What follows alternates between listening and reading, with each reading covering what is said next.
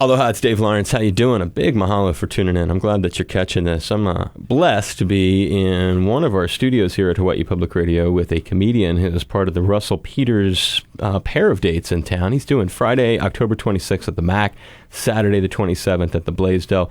It's a guy that you may have seen with Howard Stern. Maybe you've seen him doing some characters on TV like King of Queens.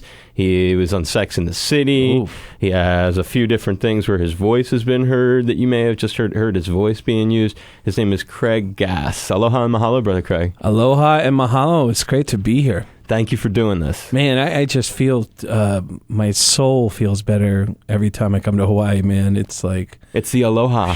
It's the vibration. How many times have you been here? Probably about 4 or 5 times now, and it's become... Like, once I got to a place where I could do it, where I could really afford to do it, it's almost like I need this for my soul. Once a year, I need to come out. And so I'll go Kauai and Maui and, I kind of make the rounds. But every island has a different energy, and every island's just cool. Is there a particular experience or some experiences that when you're thinking that you're running through your mind, man, I remember doing the blah, blah, blah? Yeah, there's actually a few of them on Kauai. Every time we take a trip up to the Nepali coast, whenever we take a boat up to the Nepali coast, we always get greeted by dolphins and whales, and it's just, it's mind-blowing. That magic, it never leaves. It's like, this is insane. This is... It's a special place. It is. It really is, man. And I can't believe that I'm here working. So the other visits were not gigs? One of them was a 40th birthday, and I surprised a bunch of friends of mine, and I flew them with me to Kauai. I rented a house in Kauai and surprised them for my 40th birthday. I wanted to be surrounded by the people, by good vibrations, by all the kindest people I've met, and I took them all to Kauai and did a gig on my 40th birthday. Dude, so what a way to do it. That's a great thing. Yeah, it was cool. It was fun, man. It was just, the whole thing was, it was just magic. And again, I cannot believe I'm here. I cannot believe, because the first time I came here, I went to some shows at Neil Blaisdell, at the Blaisdell. And so to be here doing a show at the Blaisdell is just crazy. Yeah, well, it's a cool place for you to do. It's one of our great rooms, as we like to say. Mm-hmm. When you think about your life, you're a comedian, but the nature of your comedy, a lot of what Craig is known for is voice stuff. He does really funny impersonations. Yes. But before we get into the fun, there's a great story behind it. Yes. Or maybe we should hear, what are some of your favorite voices? Before we hear the poignant story, it's kind of a tearjerker sort of story. Give us a couple voices that you picked up when you were a kid. Well, the story is all kind of tied into the voices, which is that my story is how I grew up in a deaf family. Everyone in my family is completely deaf, which sounds like a joke, but it's not. My mom, my dad, and my sister are all completely deaf. So growing up in that family, I couldn't learn how to speak from my own family. I learned how to speak by copying all the voices I heard on TV, and I never got an accent from the Bronx, which is where I grew up. Right. And everyone in the Bronx has a really thick... regionalism of some kind. Yeah, like Tracy Morgan. You know who Tracy Morgan is? Yep. Everybody in the Bronx talk like this, whether you black or white, male or female. That's crazy. Hey, this is the voice of your next door neighbor, and I'm a Vietnamese girl. That's crazy. Hey, this is the voice of your mailman, and I'm a tranny. That's crazy. So everyone in my neighborhood had this really thick accent. I never picked it up. And I also had free range to talk any way I wanted to talk. And then growing up in a deaf family probably had a pretty negative impact on my... You had too much free reign in some ways. Yeah. Well, and a lot of weird experiences with, like, my mom and dad got divorced when I was 4 years old. And my mom used me as her interpreter for her divorce. I never went to court, but I was helping her with phone calls and stuff. Like, deaf people now have a relay service they can use to reach the outside world and vice versa. And before that, my mom had somebody in the house who could hear. So she was like, I need your help. I need you to call these lawyers. So at 4 years old, you're doing that stuff. I'm calling all the lawyers up. I'm getting this huge vocabulary lesson. Plus, my mom is standing on top of me going, "Tell him your father's a son of a bitch." And I was like, "All right, you got it, Mom." So that could damage a kid.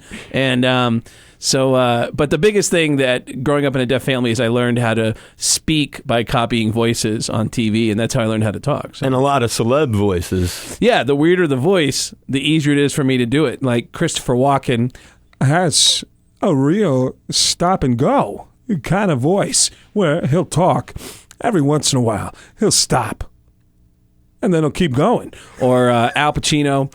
Which is all the way down here. That is a voice that women love to hear, even though he loves to yell for no reason. Hoo-ah! Or Adam Sandler, Who's really sweet, and he likes to do jokes about farts. Chippy doo, hee hoo. So yeah, it's I had a weirdo superpower. What got you all of the voice works, led, I'm assuming, to clubs and stuff? How did Howard get you on his radar? Howard Stern, I sent Howard a tape of me doing a bunch of voices back in 1995, and Wow, way back when he had Billy West and Yeah. Jackie Martling and the whole thing. yeah, Okay. Joanne wasn't even born yet, and so yeah, it was a long time ago, and I sent him a tape of me doing a bunch of voices. Gary Delabate, the producer of the show, called me up and he said, Hey, listen. So I got this tape, and it's pretty crazy. I mean, like who's the guys doing all the voices on the tape? and I go, well, that's me. That's me doing all the voices on it. And he was like, Okay, because you're Sam Kinison. That guy, like he's one of our best friends, and we actually thought it was him. That's how good it was. We thought it was him. and so I started calling in as Sam Kinison, live from hell, which was a terrible, terrible idea. Every time a bad person died, I would write Do it from hell. I would call in as Sam Kinison, and I would, hey, guess what? Live from hell. Here's Sam Kinison. I go, I know you guys are sad that Jeffrey Dahmer died, but he's down in hell, and he's with me. Oh, and it was these terrible. It was terrible. The whole thing was terrible. What year did you first get onto the air? Did you crack his airwaves? I started doing Howard's show in 1995. Wow. Then in 1998, I started writing for the show. So I felt like I was living in Seattle at the time, and I was like, well, this feels like my opportunity. Maybe I should pursue this. So I moved back to New York, where I'm originally from, and I moved in with another comedian named Mitch Hedberg. Do you know who Mitch Hedberg I don't. is? Mitch Hedberg was this amazing, amazing comedian who passed away 7 years ago, who was just on the brink of being huge. And so I moved in with Mitch, and I started writing for Howard. I started writing for Saturday Night Live for Weekend Update, and then in 2001, I started developing all these weird characters on the Howard Stern show. I just started doing weird stuff. Like one of the characters was Al Pacino's baby, which was Al Pacino had just had twins, and I said, God, how funny would it be if one of the twins was on the show, and you could have an interview with him and say like, wow, so you're Al Pacino's baby, man. What is it like to be Al Pacino's baby? It's fun. It's fun. I like it. Yeah, what do you like to do for fun? I like to pee. You like to pee? I love to pee. I love to pee. Whenever my mother, Beverly D'Angelo, changes my diapers, I give her a quick squirt right in the face. Hoo-ah! And she loves it. So, yeah, it was very weird. It was very, but so I started developing all these new characters, and then Jackie the Joke Man quit the show, Right. and they called me up and they said, how would you like to audition for 2 days?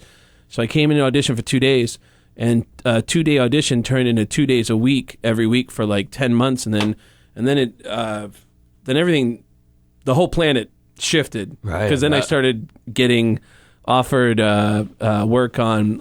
And every gig I got has been a weird character that really stands out. I did something really filthy on Sex and the City. I dated Miranda. Yeah, you had an interesting name for that character. Yeah. Well, first of all, I put on 35 pounds to be on the show because we met at a Weight Watchers meeting. So I put on a lot of weight to be on the show. And then, yeah, they refer to me as the glazed donut boyfriend, which we actually split a glazed donut on the show. And then it goes from one glazed donut to another. And then King of Queens, I was introduced as the new guy on King of Queens at Kevin James's work. And then now doing voices on Family Guy. But it's all, one has fed into Leads to another, the next, has fed into yeah. another. And I just feel really Blessed? I'm shockingly blessed because I never finished high school.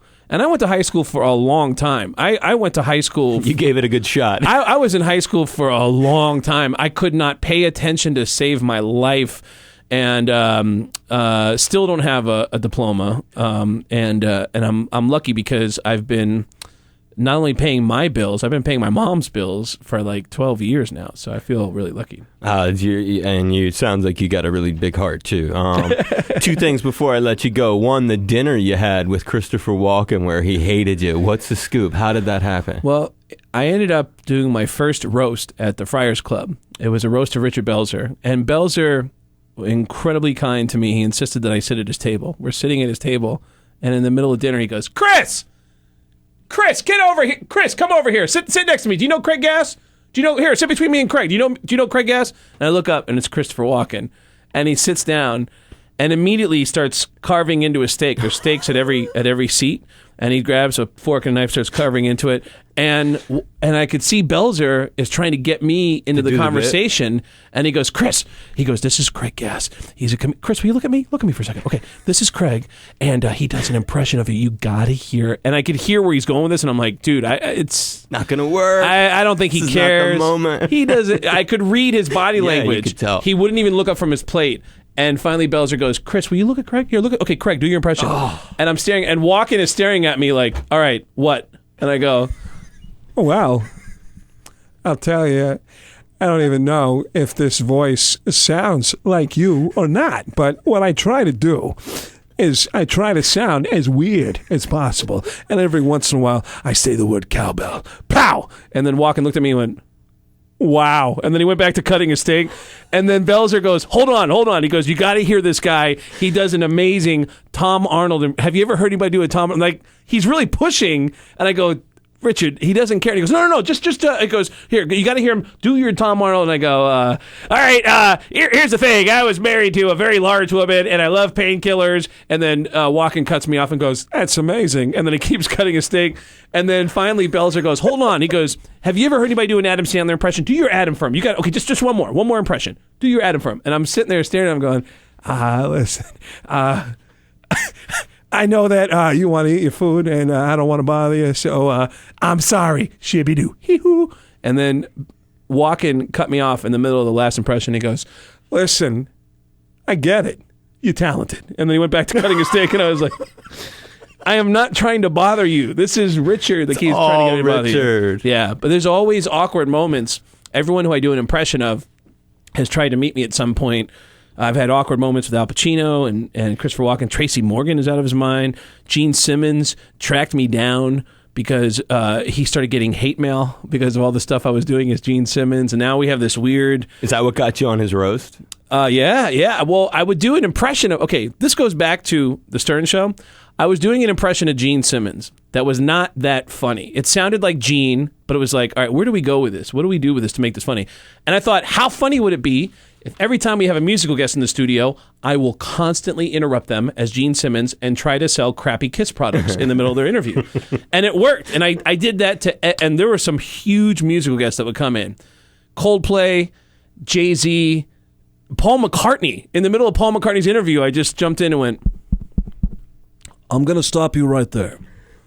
By the way, this is Gene Simmons from Kiss. And if you go to kissonline.com, you will see how the Beatles stole everything from Kiss. And Paul McCartney's looking at me like, who the hell are you? Like, I'll tell you who I am. How many members were in the Beatles? 4, right. How many members were in Kiss? 4, thank you. Go to kissonline.com. It didn't make any sense. I was just a jerk to people. I was just an awful human being as Gene Simmons. What we didn't know is that the real Gene Simmons started getting hate mail from people. People started yelling at him on the streets for all the stuff that I was doing to musical guests. And someone informed Gene, you know what it is? There's a comedian in New York. His name is Craig Gass, and he does an impression of you, and he's just awful to people. And so Gene got on a plane, flew to New York, and confronted me live on the air about my impression of him. And that has started this weird dance that I've been doing with him, which culminated with the roast of Gene Simmons.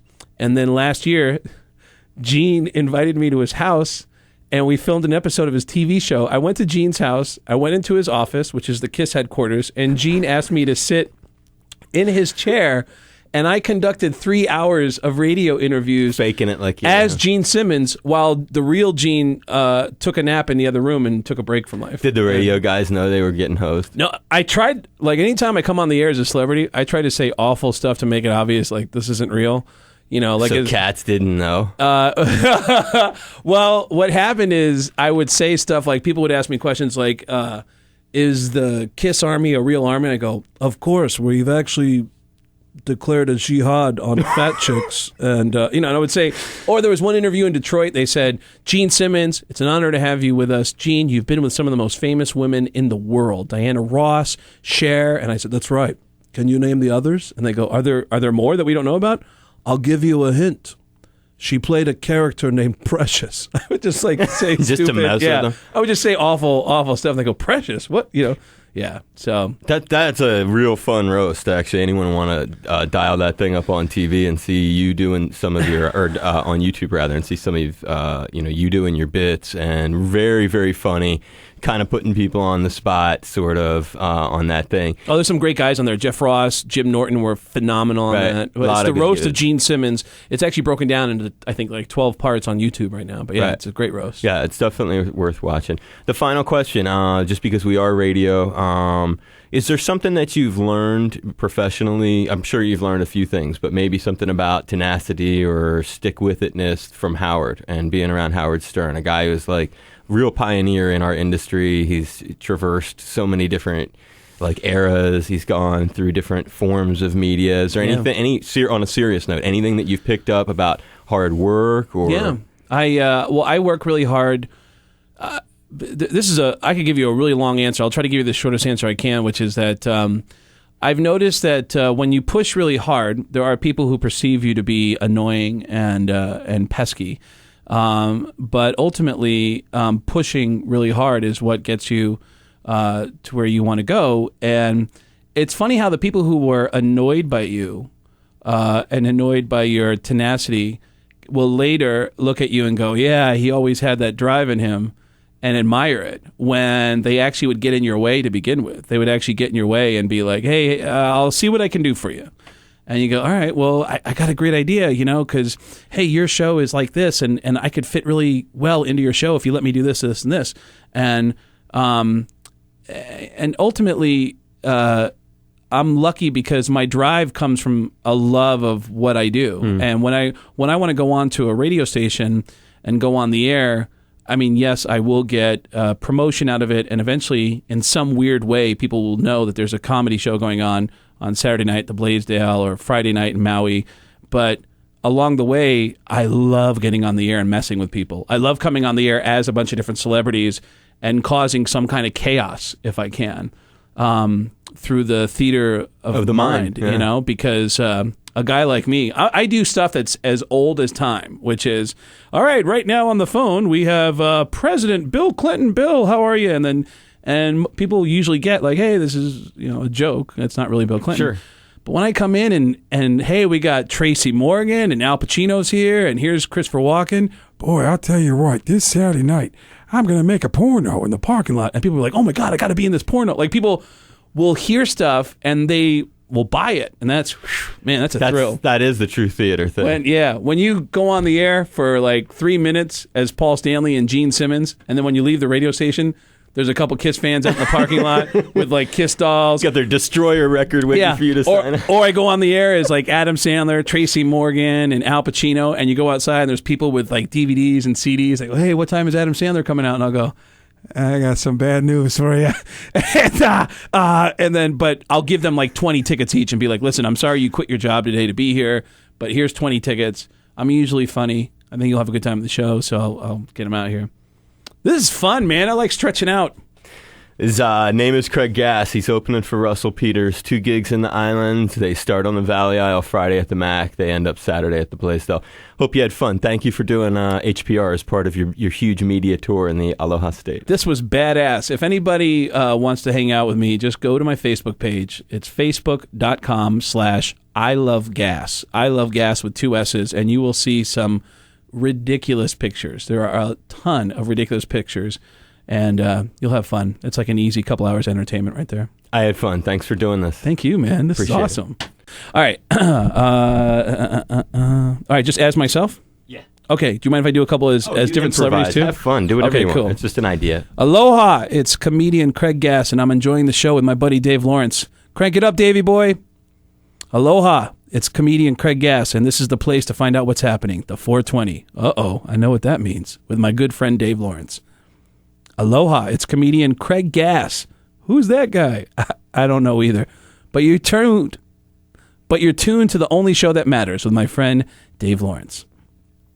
Aloha, it's comedian Craig Gass, and this is a show where all things really are considered.